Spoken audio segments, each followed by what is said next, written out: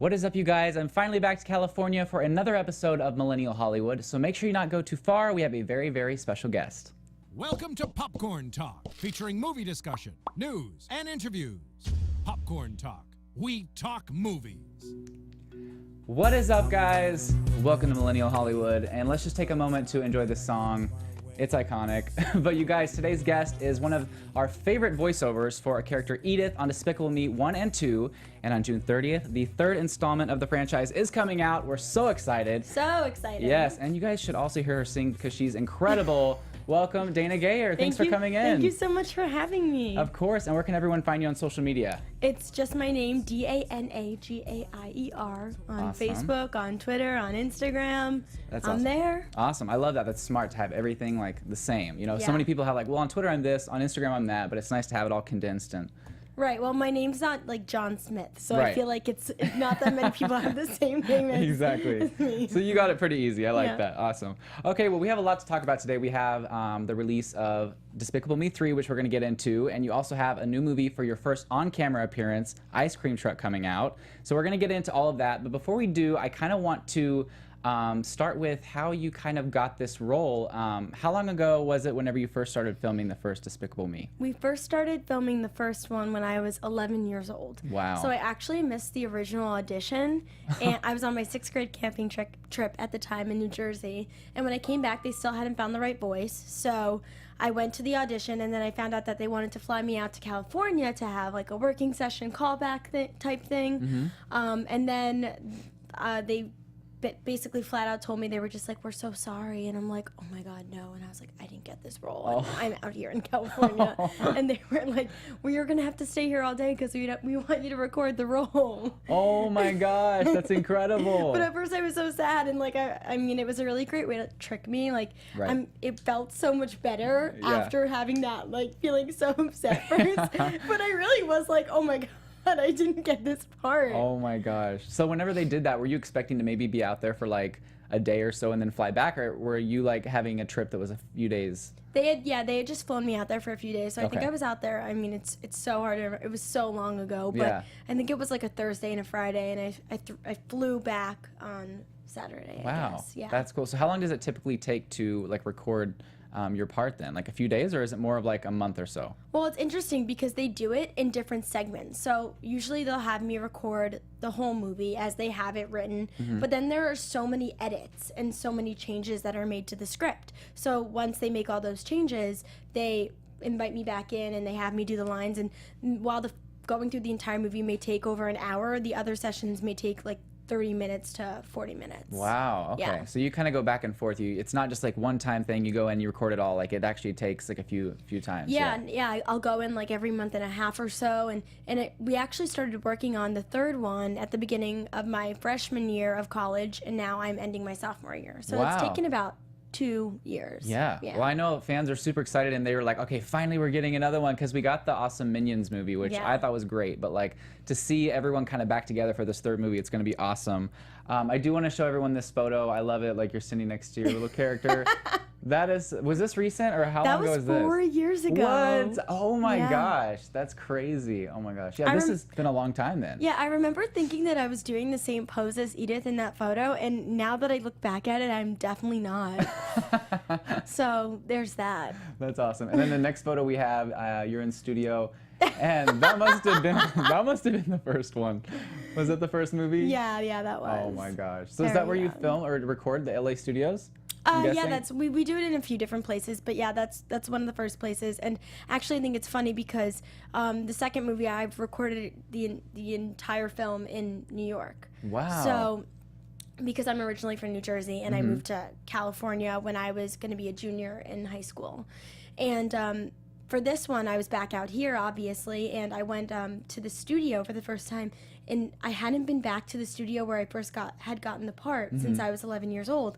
And I walked in, and I mean, I didn't remember the name because I was so young, but I walked in and I immediately had like deja vu, and I was Yeah. like, I felt like so nostalgic. I felt so Aw. old. I know, it's crazy because, I mean, okay, so when you started, you were so young. So as this has gone on, your voice has changed. Yeah. So like you have to kind of like talk a little higher pitched or something. Do they tell you, okay, you know, try that, but like sound younger? Yeah, Do they ever tell you exactly. that? I have to make it sound younger.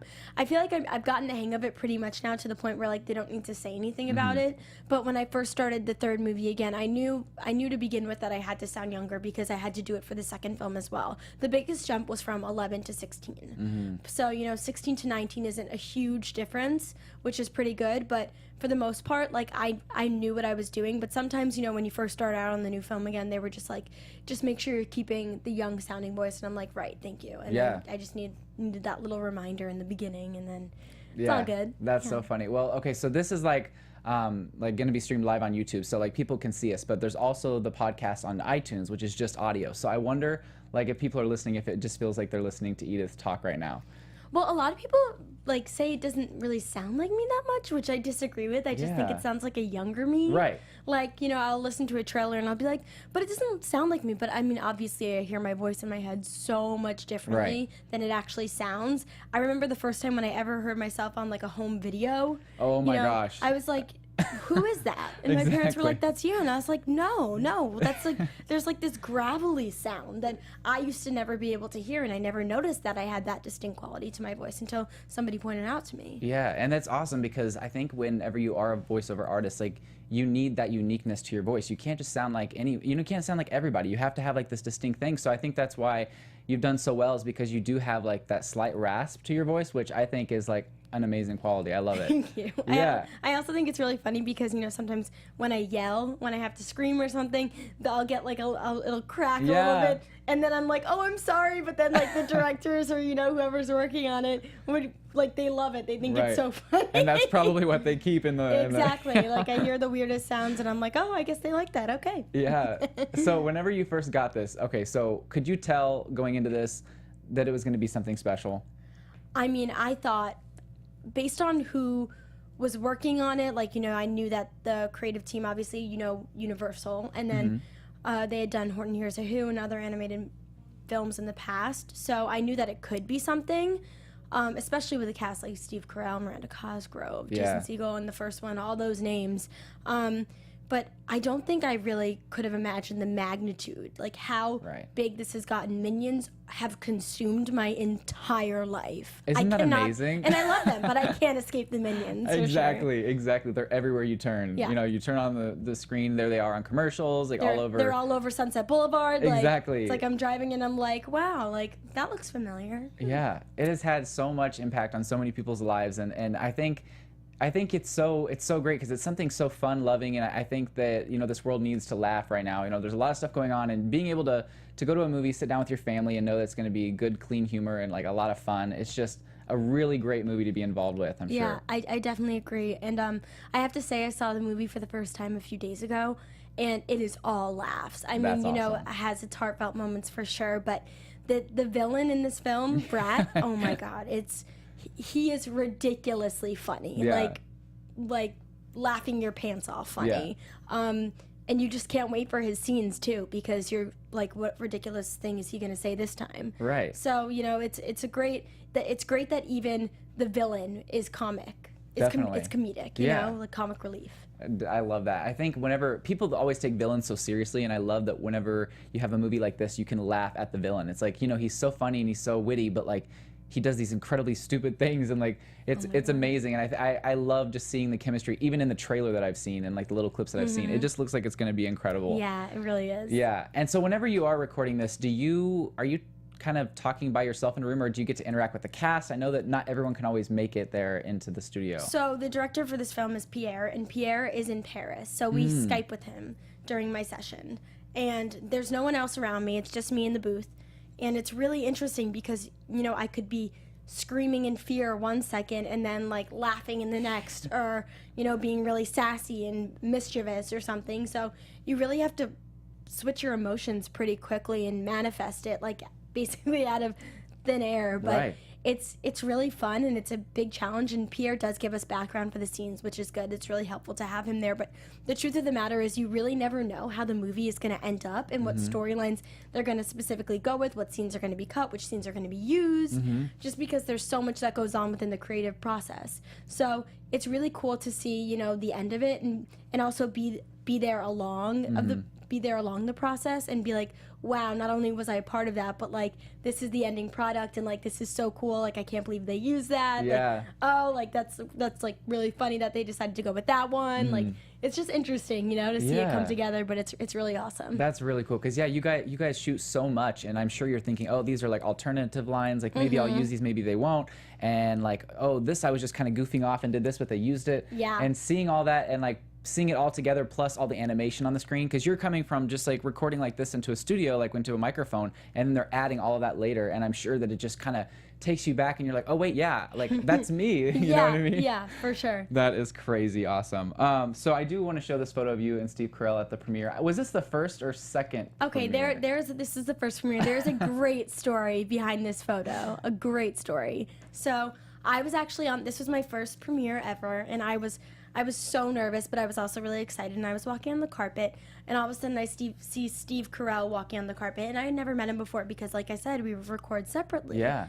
And I was like, oh my God, that's Steve Carell. And I was like, and I like was pointing him out to my mom and dad, and they were like, we want to get some pictures of you two together. So me and Steve start taking pictures together, and then he like kind of stops and turns to me, and he goes, I just want to tell you that I'm so excited I finally get to meet you. It's so nice to finally meet you.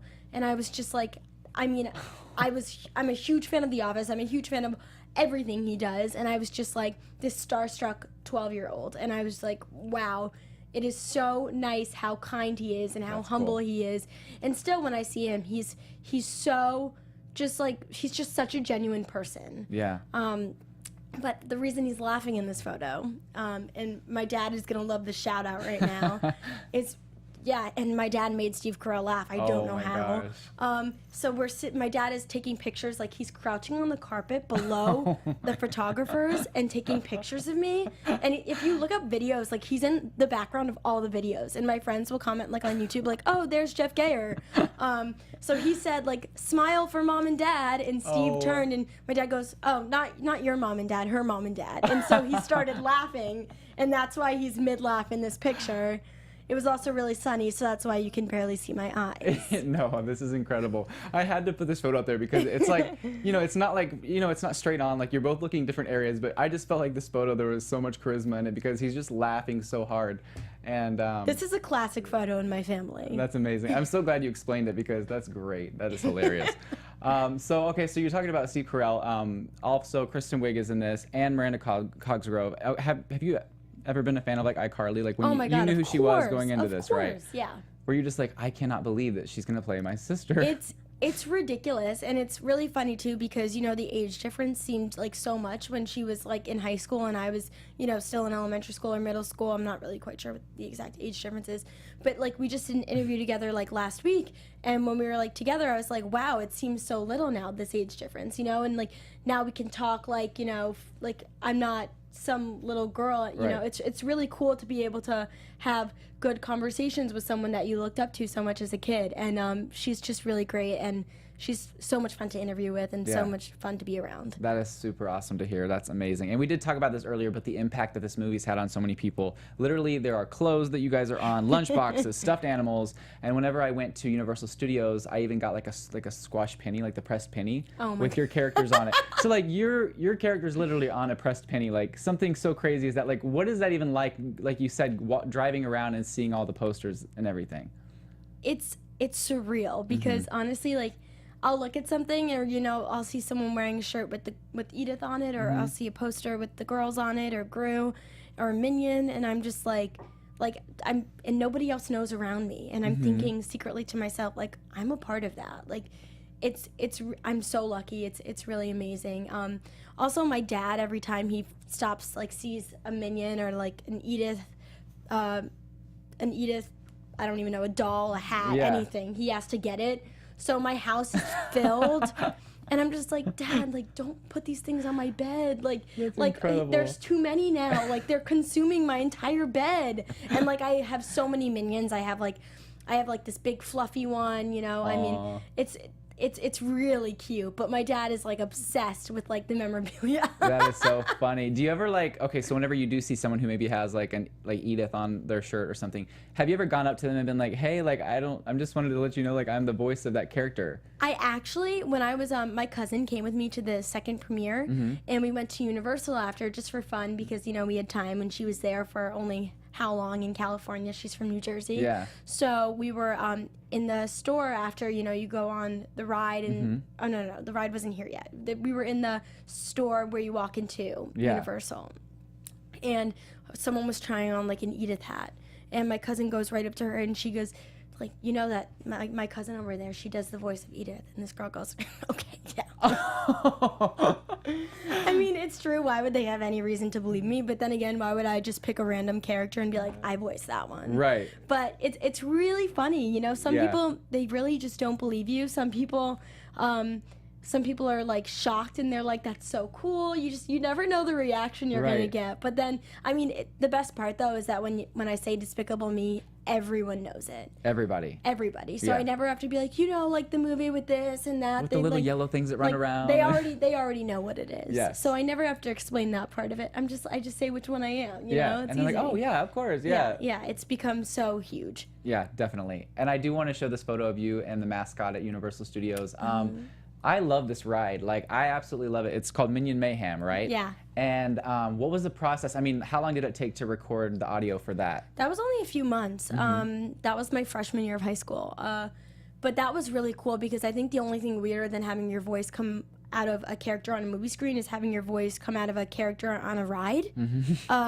Because I'm talking like we break the fourth wall, so we're talking to the audience. Yeah. And so it's like I hear my voice, but it's like also directed at me. Yeah. And it's really strange, but it's really cool. And the opening was so much fun, and me, Miranda, and Elsie in that picture of holding the unicorn. That was awesome. And I think it's so funny too because whenever like I tell an Edith mascot like to get a picture with them that like I do the voice, like my family likes to go up and be like, she's the one that does the voice. And, like they freak out, they love it. It's and then they're always like hugging me in pictures, or we're figuring out like fun poses to do, like stuff like that. I have one on my Instagram now of like her like squeezing me so tightly in a hug. Yeah. And I wrote like it's like looking in a mirror. Oh, I saw that one. Yeah. That's great. That's so funny. I wonder if they ever like freak out and they're like, how can I get a picture with her without, because I mean they're mascots, they can't like whip out their phone. Right. So that's so funny. I bet they're like scrolling through your Instagram afterwards like, please post that, please post that. That's a great photo. That is. And I love that they've done so much with this ride, like the outside of it, walking through the house, like it's so interactive and so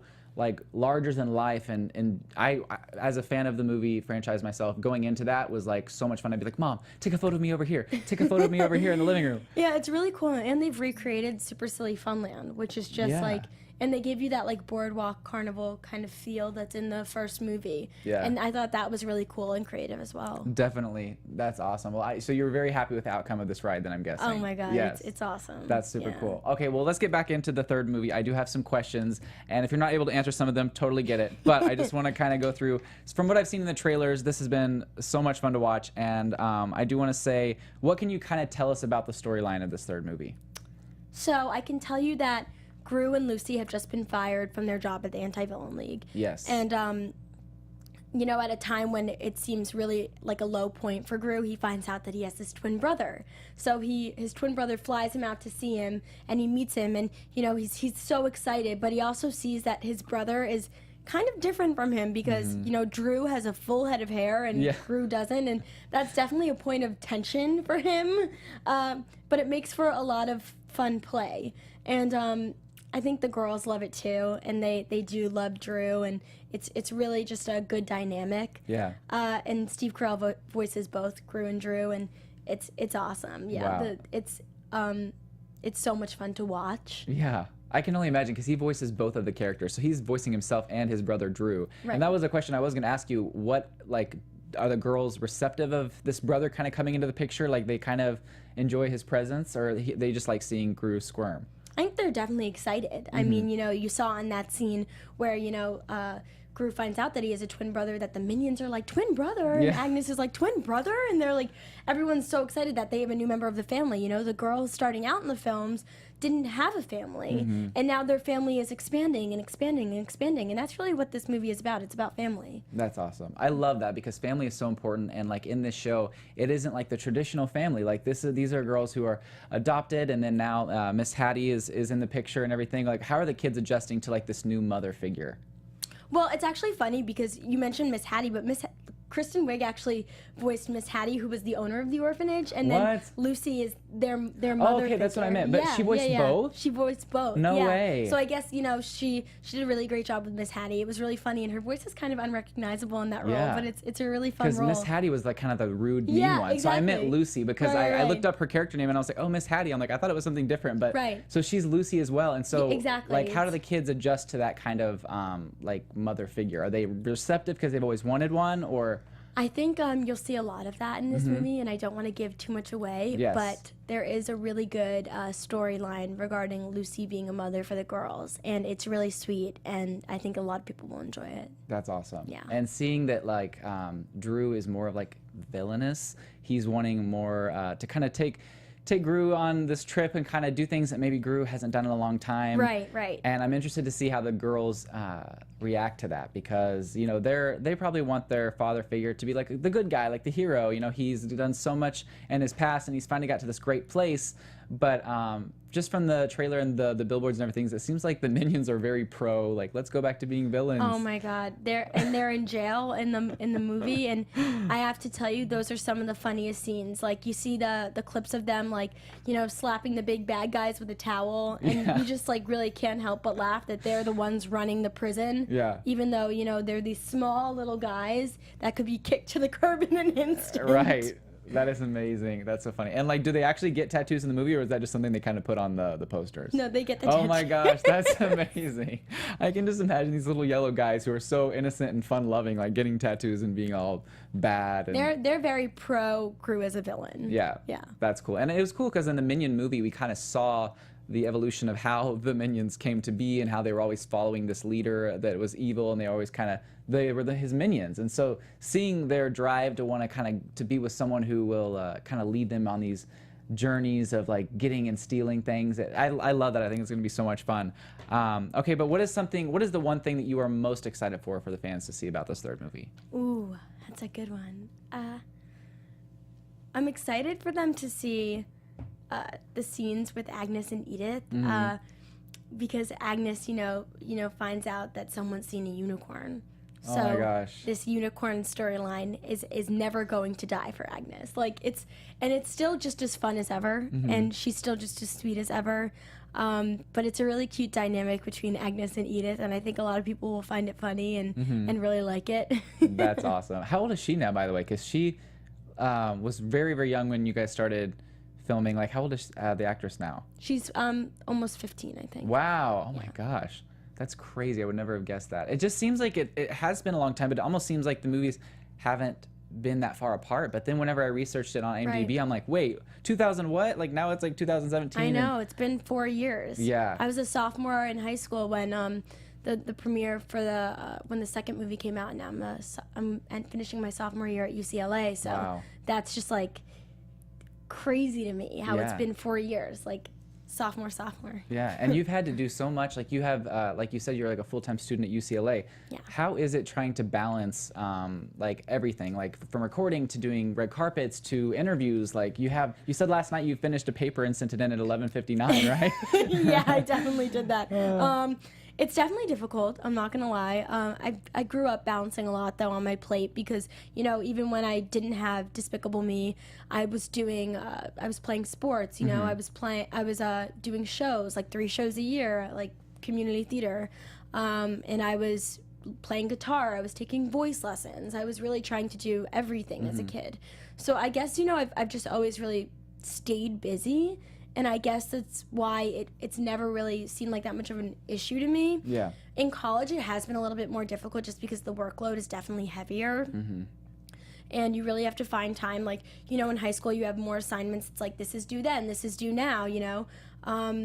But in college, it's like you have to have all of these readings done by X time. So you have to make the time for yourself to do your assignments. Right. So that's definitely a challenge, but I really have to stay on top of everything because I never know in an instant when I could have an audition, when I could have to come in to record. And, you know, at that point, like that, I need to be able to be comfortable leaving like my schoolwork as is to go and work. Yeah. So That's crazy. That's insane. definitely worth it though. Yeah, definitely. I can only imagine like what you go through on a daily basis because like every once in a while, like when I'm out auditioning or whatever, like something will happen. We're like, oh my gosh, I have this now. Yeah. But like yours is like such on a larger scale. Like yesterday I was on set and then I get off set and I'm like, I'm sleeping in tomorrow before our interview, and then I got a notification I have a big audition in the morning. And I was like, oh my gosh, and it just feels like these things get thrown at you and you're like, you have to just kind of make it work and like, you know, make sure you get your schooling done and make sure you get this done and make sure you're here in time. And have you ever been to like gone up to one of your professors and been like, yo, like I had this big movie premiere, like I actually did that like last week. Oh my gosh. Because I had to miss like my final class and I was just like, can I give my speech like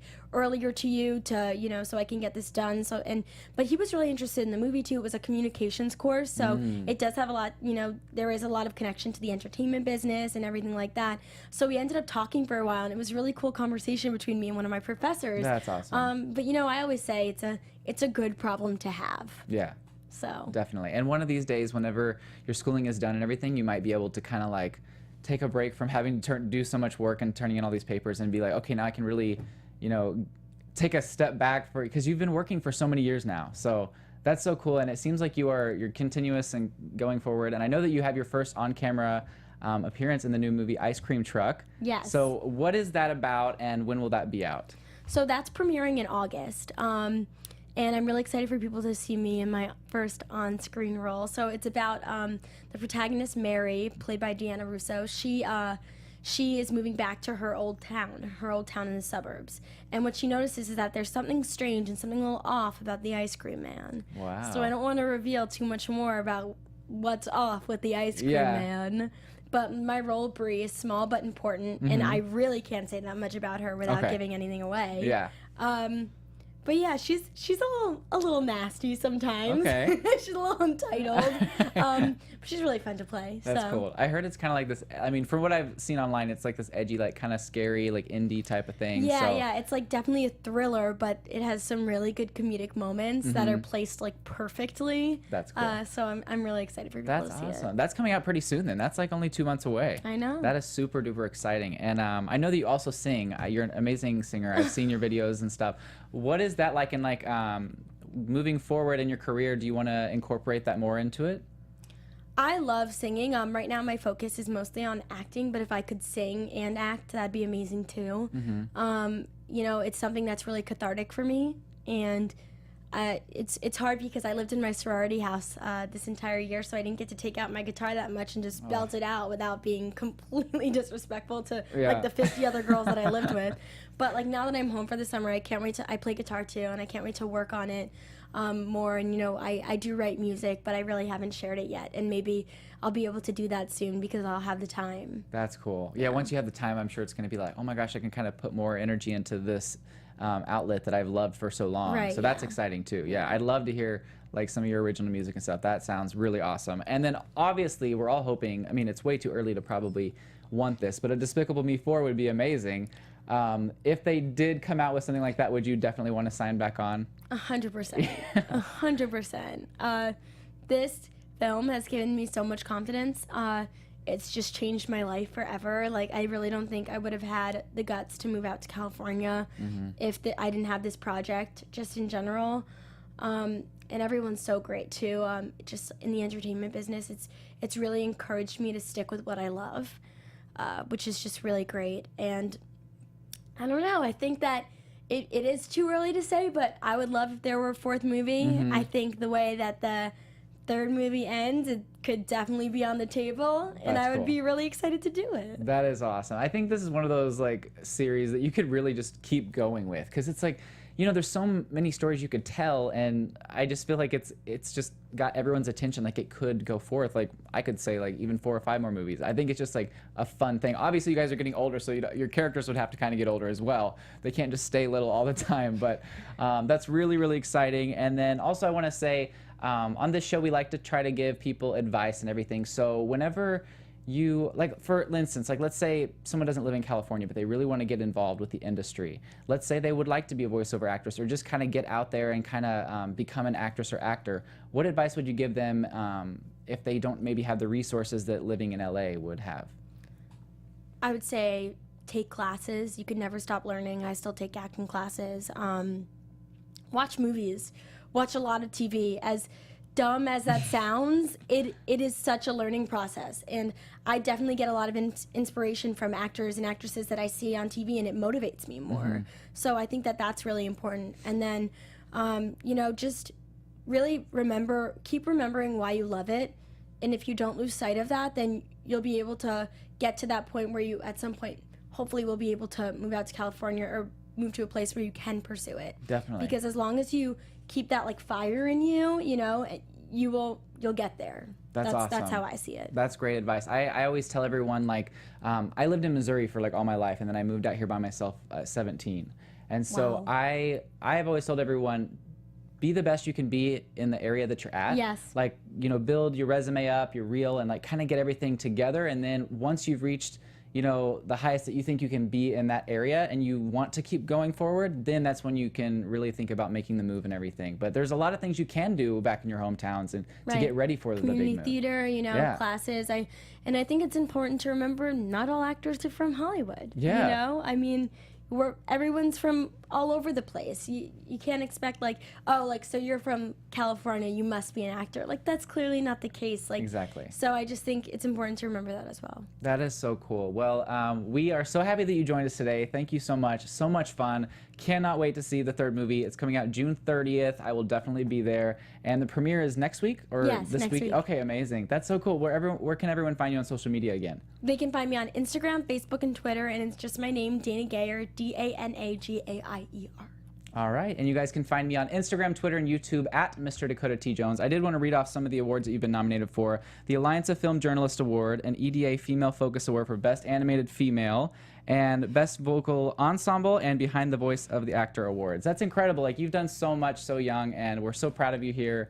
So thanks again for joining us, and you guys can make sure to check out Millennial Hollywood next week at 10 a.m. Pacific Standard Time with a very special guest. As always, we love you guys, and we'll see you later.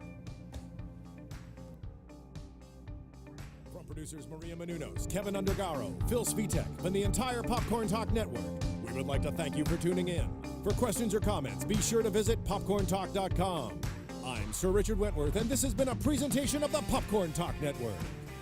The views expressed herein are those of the hosts only and do not necessarily reflect the views of the Popcorn Talk Network or its owners or principals.